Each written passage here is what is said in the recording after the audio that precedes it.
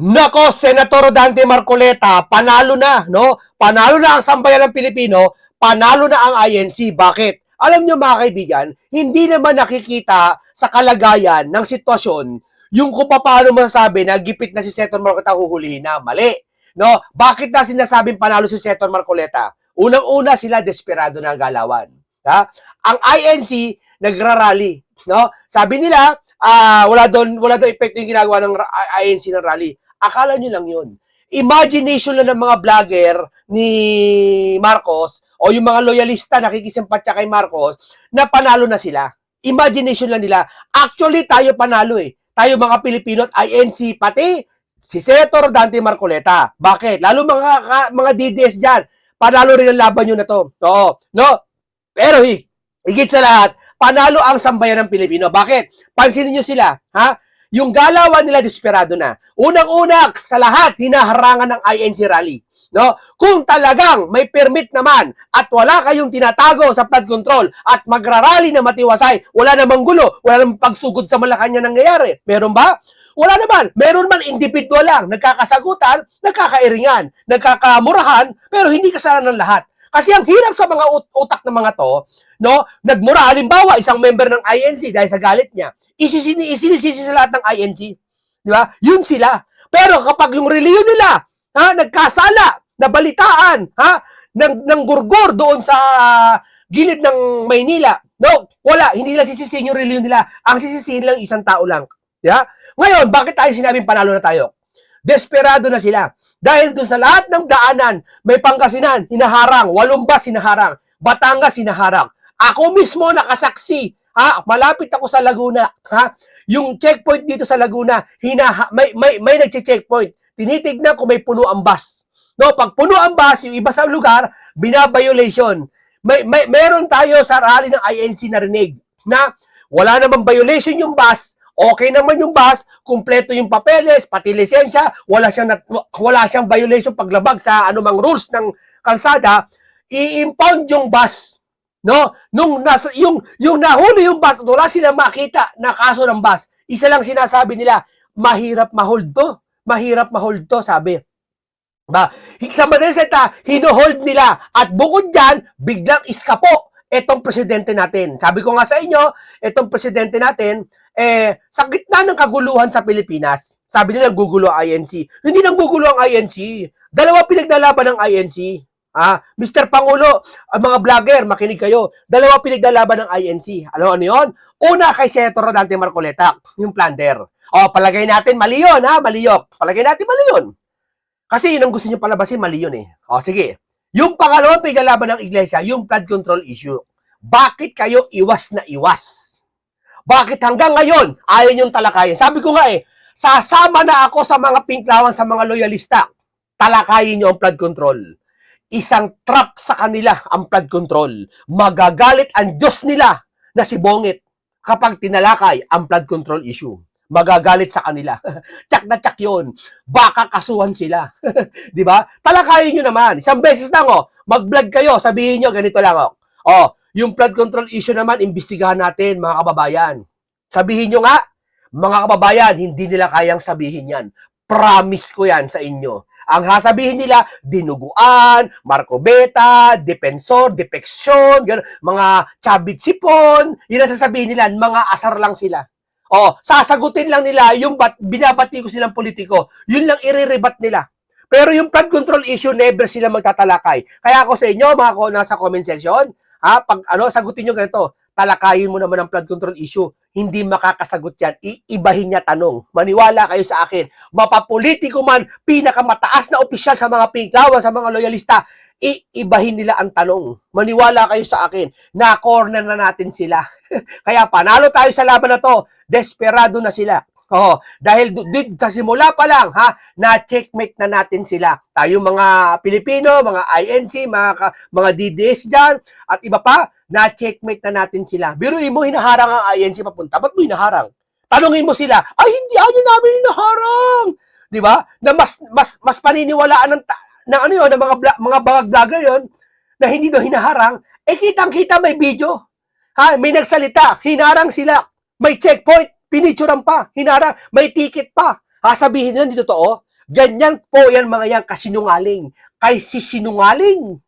Di ho ba? Yan talaga, ganyan talaga eh. Biruin mo, tumakas ka. Hindi ka takas na paggawa mo eh. Kahit gitna ng rally ng INC, may kaguluhan sa bansa nangyayari. Palagay natin, mali ang INC, no? Palagay natin mali. Ibig sabihin, may nangyayaring kaguluhan pa rin. Umiiwas ka, hindi ka sasalita. Kung tinanong siya ng media, nagsalita siya. Yeah? Yun lang. Sabi, nagsalita naman, anya si BBM eh. Hindi siya nagsalita. Sumagot siya sa tanong ng media. Iba yung nagsalita sa sumagot lang. Handaan nyo yan, ha? Iba yun. Pag nagsalita ka, mag-speech ka tungkol sa nangyayari sa bansa. Hindi ka nagsasalita, Mr. President. Yan ang inaabangan namin. Ewan ko ba't di ka sasalita. Parang hindi ka presidente kung kumilos.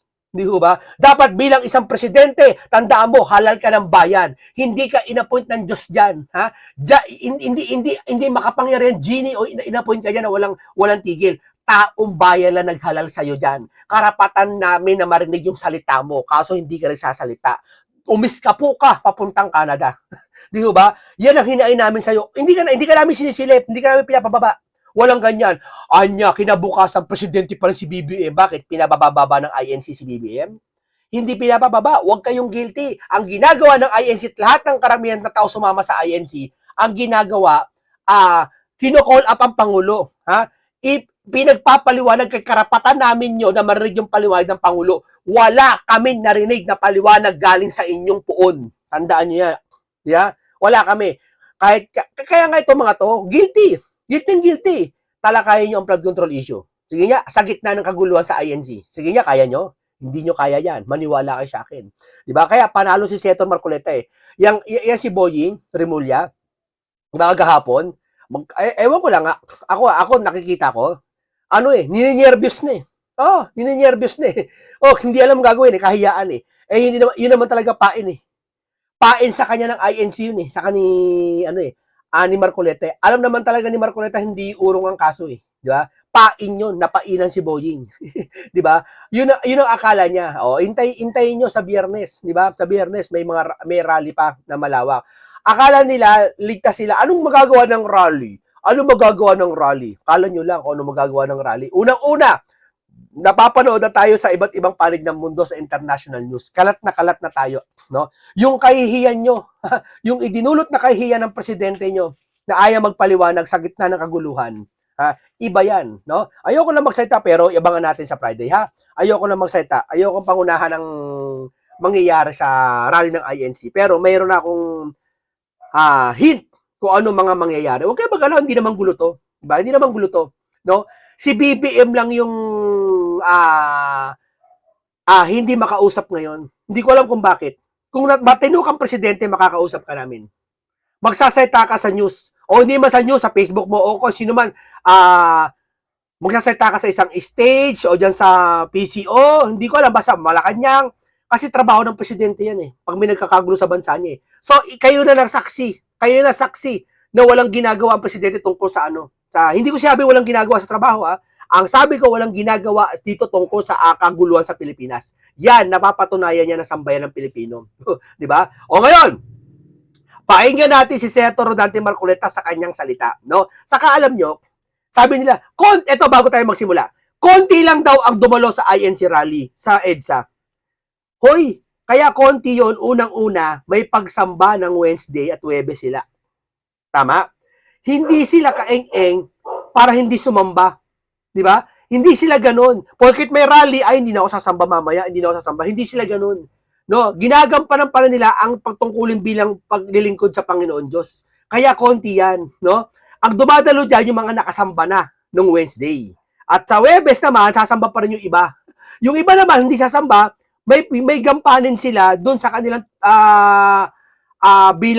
bilang may tungkulin sila doon sa Iglesia ni Cristo, di ba? Kaya konti sila at natatakot sila, ito malupit.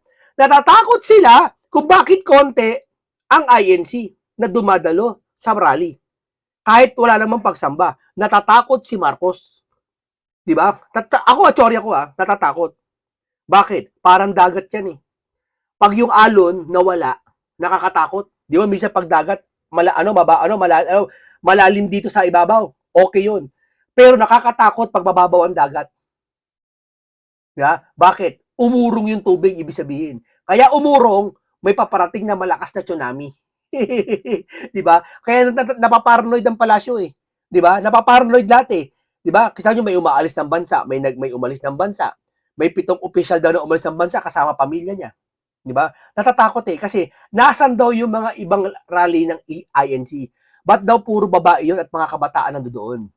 Nasan daw yung mga lalaki doon na INC? Bakit nawala daw? Nasan daw napunta?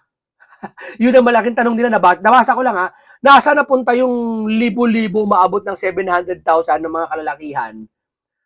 Bakit nakikita na kagahapon doon, puro may edad na bata, mga babae, mga binatilyo, ang nakikita doon sa rally. Nasaan daw yung iba? Ito sagot ko, malay ko, napaparanoid na kayo. Yun ang sagot ko. Nawawala kasi yung iba nagrarally. Baka daw, iniisip nila kung saan pumunta eh. Huwag kayong mag-alala. Ha? Hindi ganoon ang iglesia. Ha? Paranoid na kayo, pati Malacanang hinarangan eh. Di ba? Akala siguro papasukin sila ng INC.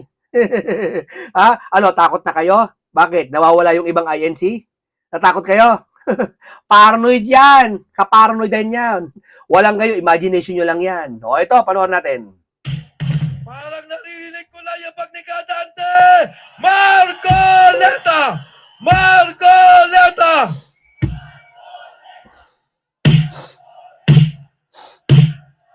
Mga kababayan! Ang senador ng Republika ng Pilipinas lumalaban sa katotohanan at hustisya!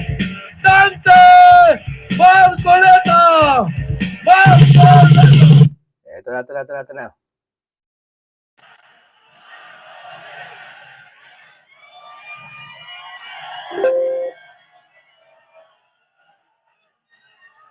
Magandang gabi po sa ating lahat. Unang-una na po ay gusto ko pong magpasalamat sa inyong lahat. Kahapon pa po ay tinitingnan ko na kayo. Lalong-lalo na po yung nanggaling pa sa malalayong lugar. Unang-una na nanggaling pa sa malalayong lugar. Meron pa po ako nakitang nasa panig ng katandaan, mga lolo at mga lola. Kahit na po ang lakas ng buhos ng ulan, walang tumitinag, walang umuuwi.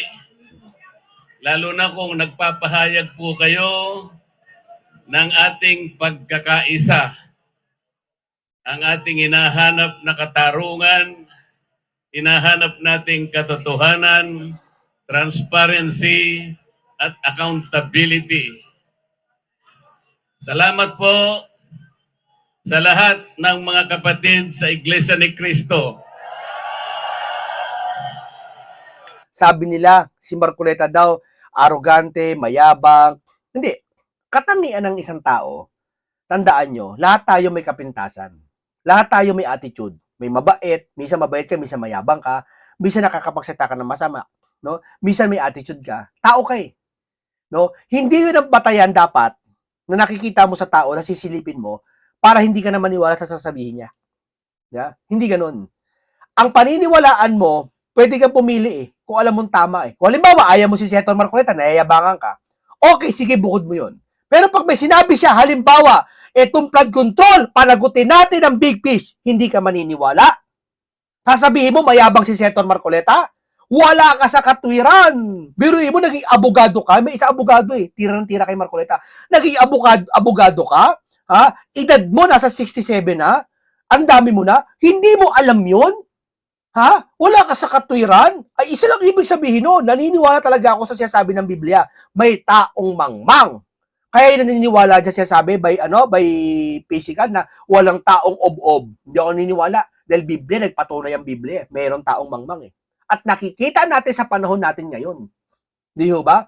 Sa mga makikita mo yan sa kagipitan, sa panahon ngayon, kagipitan ngayon, puro kaguluhan nakikita nyo. Kung sino ang nangingibabaw. Ang nangingibabaw yung may katwiran. Hindi yung mga nangaasar lang. Na Kesyo Marcobeta, Marpiluca daw, INC Dinuguan, Mike Depexor, Lipiste, yung mga Chico Miao Bersaga, nangaasar sila. Tapos ang gagawin nila, didepensahan nila yung sinabi ng politikong ayaw nila. Yung ayaw, halimbawa nila kay Chavit Singson, ayaw nila, sasabihin nila yung baho ni Singson. Yun lang ang gagawin nila. Pero yung sinasabi ng tao tungkol sa flood control issue, hindi nila kaya pagpatuloy. Kasi natatakot sila eh. Natatakot sila sa salitang flood control issue. Maniwala kayo, laking takot nila. Oo. Kasi pag may bumalitad sa kanila, alam na ang gagawin. Salamat din po sa mga hindi kapatid ngunit nakikisang-ayon at sumusuporta sa pagkakaisa natin sa gabing ito. Ang iba po ay mga kakilala ko, yung iba po ay hindi ko man kakilala, ngunit nagpahayag po sila ng pagsuporta at pagmamahal sa ating bansa at sa ginagawa natin ngayon. Hindi na nga po sana ako pupunta dito.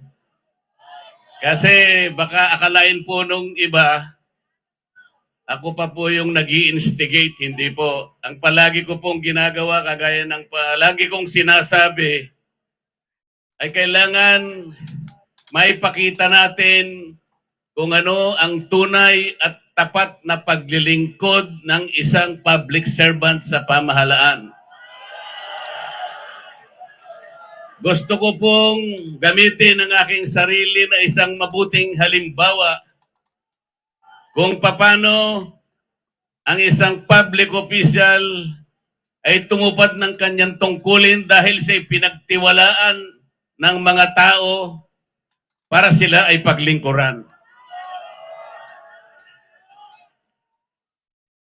Hindi ko po alam kung paano ko kayo pasasalamatan sa tuwing nababanggit ang aking pangalan na sinusuportahan po ninyo ang aking ginagawa para sa ating bansa. Duriin mo talaga katwiran nila, no? May plunder case ke! Kurakot ke! Hinahamon ko silang diskusyon, di sila makasagot eh. Katulad kagahapon, sino nakakapanood dito agahapon? May nakatalokong otoridad dyan sa EDSA. Ayoko sabihin ko anong ahensya yun.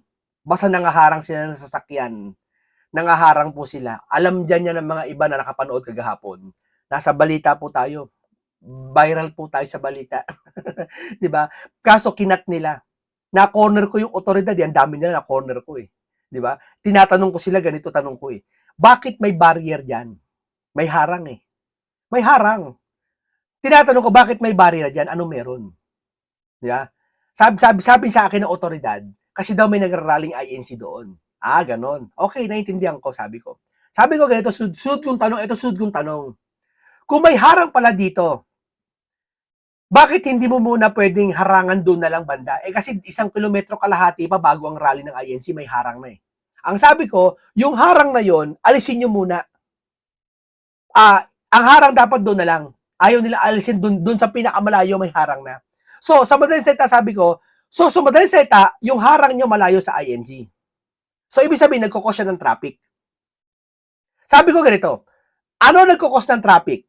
Yung harang nyo dahil sa kagustuhan nyo na wag makapasok ang INC? O yung INC mismo ang nakapagpa-traffic? Ano nakapagpa-traffic? Hindi makasagot yung otoridad sa akin eh. Hindi makasagot eh. Hindi niya kayang sagutin kasi mapapahiya siya eh. Na-corner siya eh. Namula-mula ata eh. Hindi ko alam. Diba? Ang isa lang simpleng tanong ko lang eh, ano nakapagpapa-traffic? Yung ginagawa nyong harang na nandiyan kayo, pati may barikada, o yung INC rally, alin nakapagpa-traffic? Kayo sumagot mga kababayan. Hindi na sagot ng otoridad eh, pero kayo sumagot. Ano nakapagpa-traffic? Alam mo sagot? Ha? Ang sagot? Parehas nakakapagpa-traffic.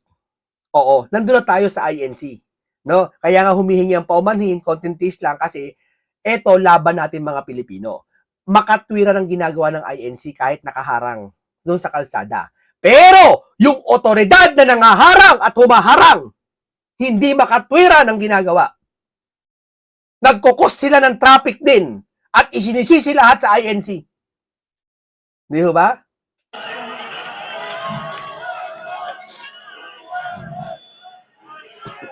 Pangalawang araw na po ito, ngunit hindi ko nakikita sa mukha ninyo ang kapaguran.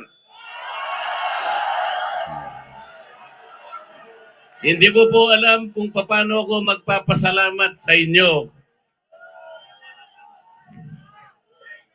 Kung magagawa ko lang, napuntahan ko kayong isa-isa para yakapin ko kayo.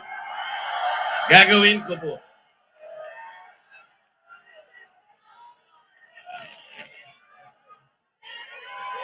Naisip ko nga, magdadala na lang ako ng hopya.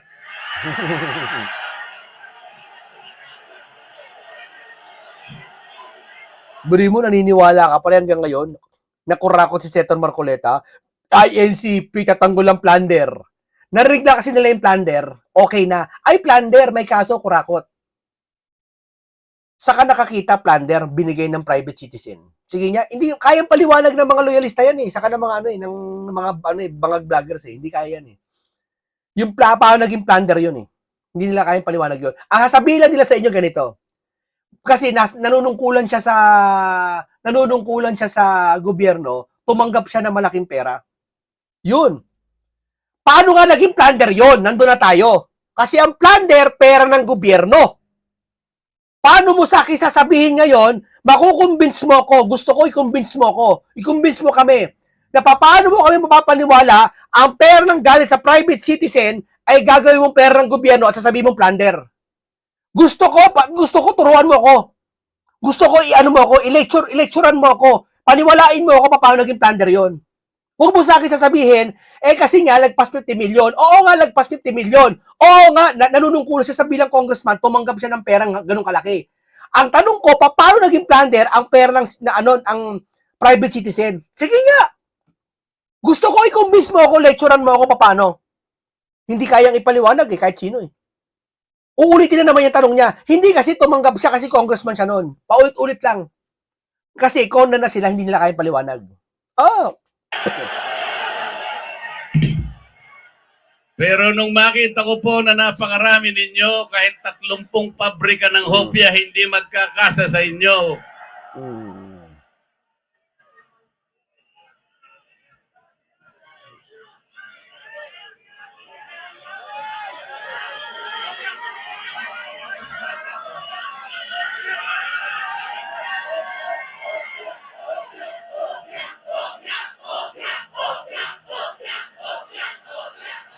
Bakit nilulunod ang pag-iimbestiga sa flood control scam? O sige. Marcoleta may kasong plunder, ikulong. Sige, sakyan natin. Bakit yung flood control issue ayaw yung talakayin pa rin? O, di ba? Yan ang sinasabi ko sa inyo. Ayaw talaga nila. Halatang halata na sila. Kaya pag may nakausap kayong pinklawan sa mga vlogger ng loyalista, isa lang sabihin nyo. Total, pinag-usapan natin si Marcoleta, pati ang Sara. Pag-usapan din natin flood control, maniwala kayo, uurong yun. Uurong yun. Kung hindi man umurong, sabihin nun, si Duterte ang nagpasimula niyan. Oh, ito sagot niya pag sinabi Duterte nagpasimula, no? Bakit nagseta si Marcos sa panahon ngayon? Sabi niya, mahiya naman kayo. Di ba? Bakit ngayon? At sinabi niya, ngayon ang ghost project na nawala. Di ba? Bakit? Sige nga, sagot niya. O bakit district engineer ngayon sa Bulacan ang kinasuhan? Kung sa panahon pa na Duterte, nagkagawa yun. Sige nga, yun ang sasagot nyo. Corner niya mga yan, sigurado. Bakit? Kaya nga ako, kinakatakutan nila eh. Lahat ng vlogger nila kinakatakutan eh. Pero pag ako, hindi sila makaobra eh. Hindi sila makausad eh. Hindi nila kaya salangsangin. Yung sinasabi ko eh. Marcoleta ang ikukulong, kayo ang mandarambong. Mandarambong!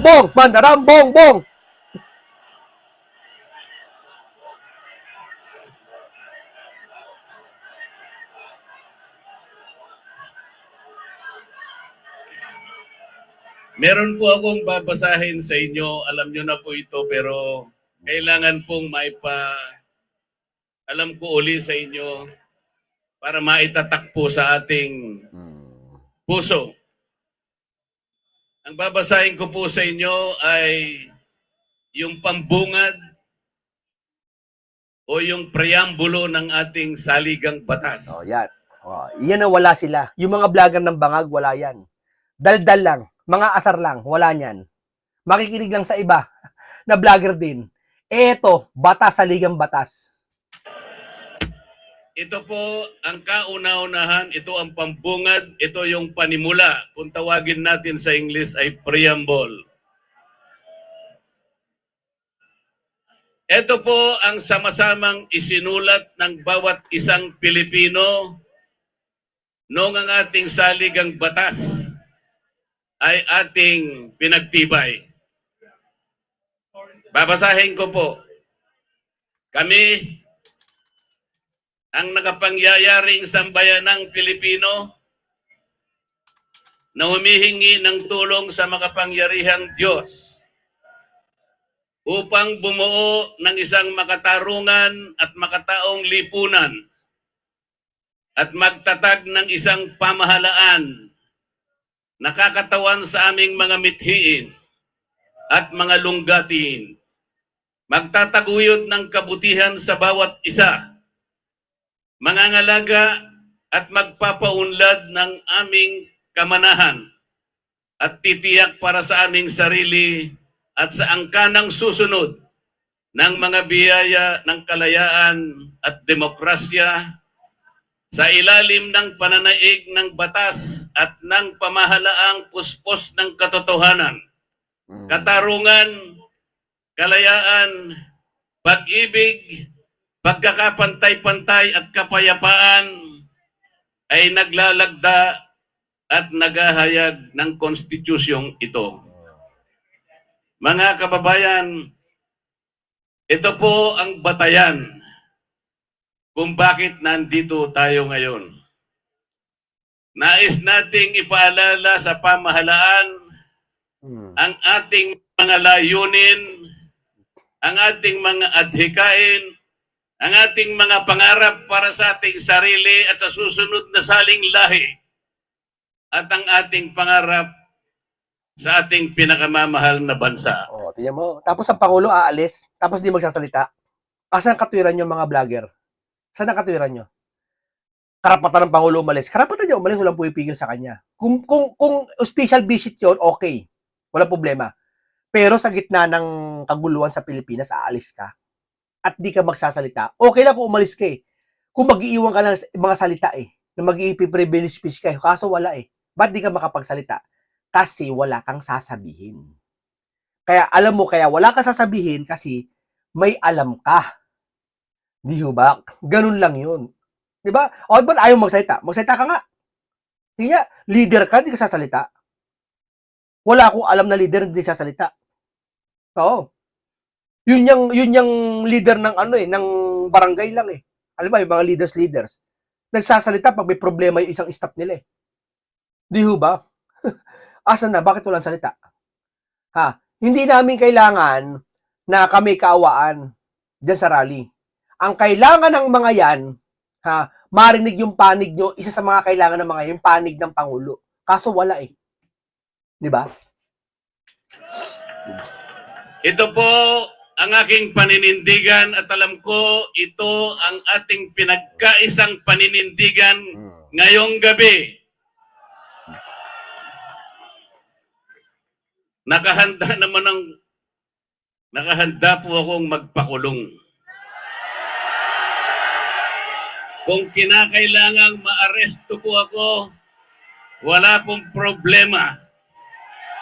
Hindi papayag ang INC, maniwala kayo. Akala nyo nakaisa kayo? May binugbog na INC daw kuno. Doon ng mga pulis. Pinagtulungan. Hindi naman bugbog. Pinagtulungan na hulihin. Akala nila okay na. Ay, hindi napapalag tong INC. Akala nyo lang yun. Kaya nga natatakot sila eh. Bakit konti lang INC rally dumadalo eh. Natatakot sila bakit? Nasaan daw yung iba? Ay, malay namin. Sumamba. Kung ito po ang kabayarang hinihingi para ipagtanggol ko ang katarungan at ang pambansang kagalingan at ang interes ng mamamayang Pilipino,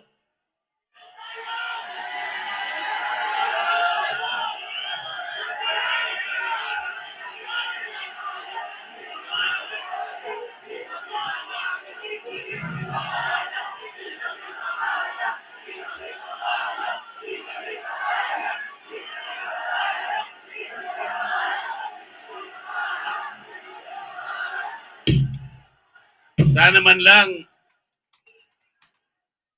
man lang, may ninakaw ako. Sana man lang kasama ko sa mga mandarambong. Mandarambongbong! Mandarambongbong! Mga nabanggit na yung mga pangalan nila. Ang isa ay si Martin Romualdez. Ang pinagdalhan ng mali-maliit ang pera. Asan daw ebidensya kay Martin na pagdala ng pera? Chairman ng appropriation, nagbanggit na nga eh. Na si Martin eh. Tapos si Diskaya, wag na si Diskaya. Yung Gutesa.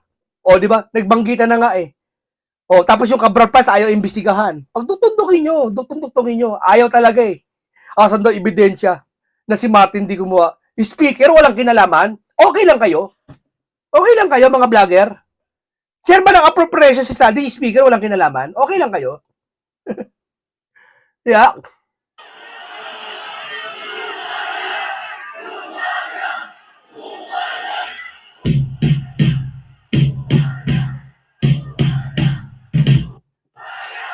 Ako po ang ibinibintang nila sa akin ay salaping pantulong para sa kampanya para ako ay manalong isang senador. Tama. Mga kaibigan Private citizen na pera, may defensor, hindi gaya sa gobyerno. po na pribado at sarili lang pera ang kanilang itinulong sa akin, baka sakaling manalo nga po ako at nanalo nga po.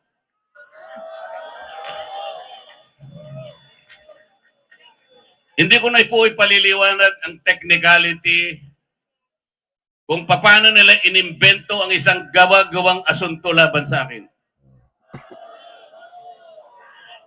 Tingnan po ninyo kung sino pa yung nagtatanggol at tumutulong para sa ganon, matukoy natin kung sino ang may kagagawan ng pinakamalawak, pinakagarapal na pandarambong sa kabambayan. Siya pa ang inaasunto at siya pa ang pinagbabalakang arestuhin.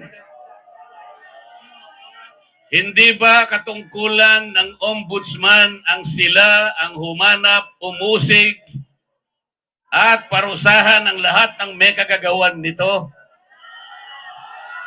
Bakit ang ombudsman ang nagagalit sa akin? Hindi ba dapat tulungan pa nila ako? Sapagkat iisa ang layunin namin. Ginawa po nilang politika ang lahat ng ito.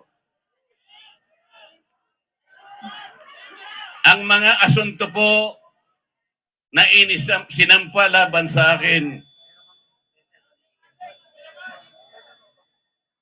ay nagsasaysay ng kwarta. Pero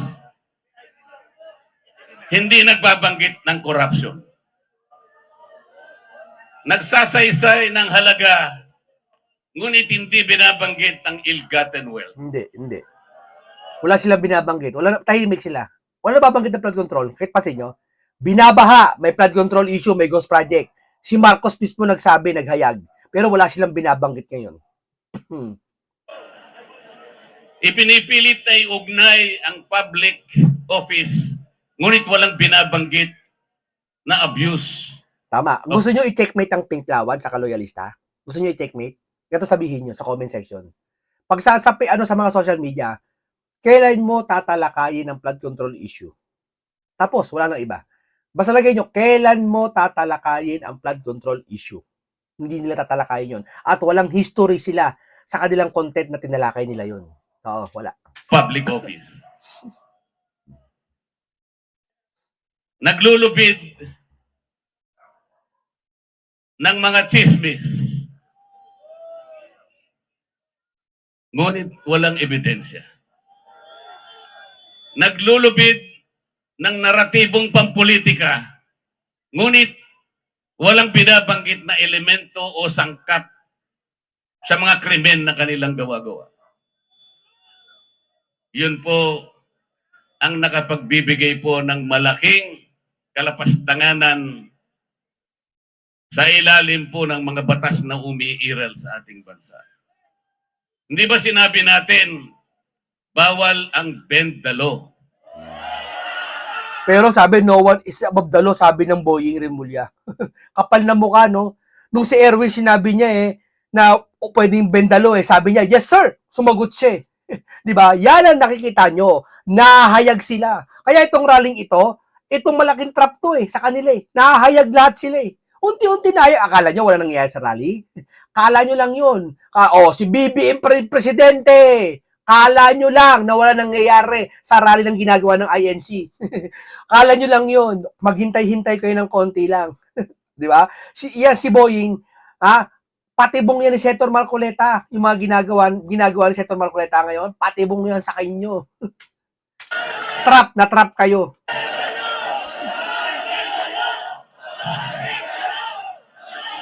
Ayun. Don't bend the law.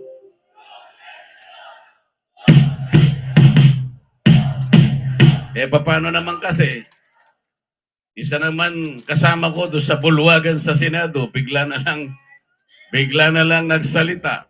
Sometimes you have to bend the law to be able to please the people.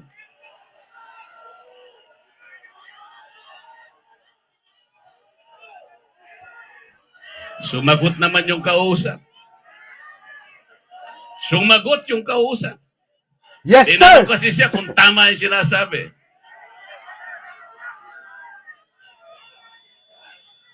Ang sabi niya, yes, sir.